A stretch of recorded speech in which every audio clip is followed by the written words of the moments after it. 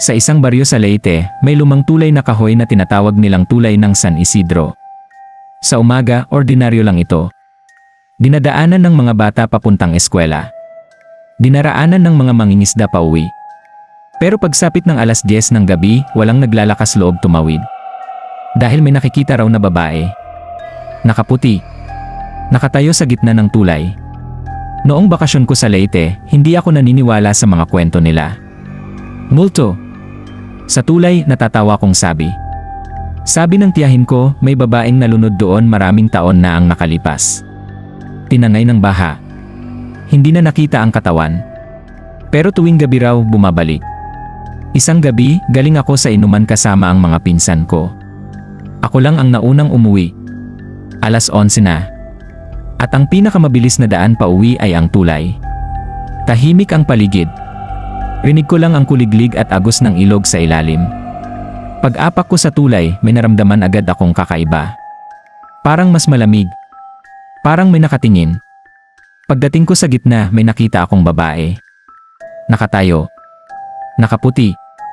Mahaba ang buhok na natatakpan ang mukha. Hindi siya gumagalaw. Napahinto ako. Miss, mahina kong tawag. Walang sagot. Akala ko may naliligaw lang. Lumapit ako. At bawat hakbang ko, parang lalong bumibigat ang hangin. Hanggang sa 2 hakbang na lang ang layo ko, dahan-dahan siyang nagsalita. May nakita ka bang anak ko? Nanlamig ang batok ko. O wala po, sagot ko. Unti-unti niyang itinaas ang ulo niya. Basang-basa ang mukha niya. Maputla.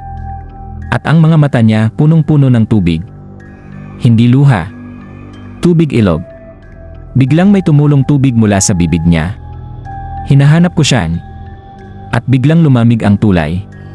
Narinig ko ang malakas na agos ng tubig sa ilalim.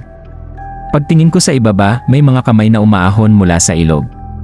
Mga kamay ng bata. Humahawak sa mga post ng tulay. Samahan mo kami, sabay-sabay nilang bulong. Napatakbo ako. Hindi ko na nilingon pa.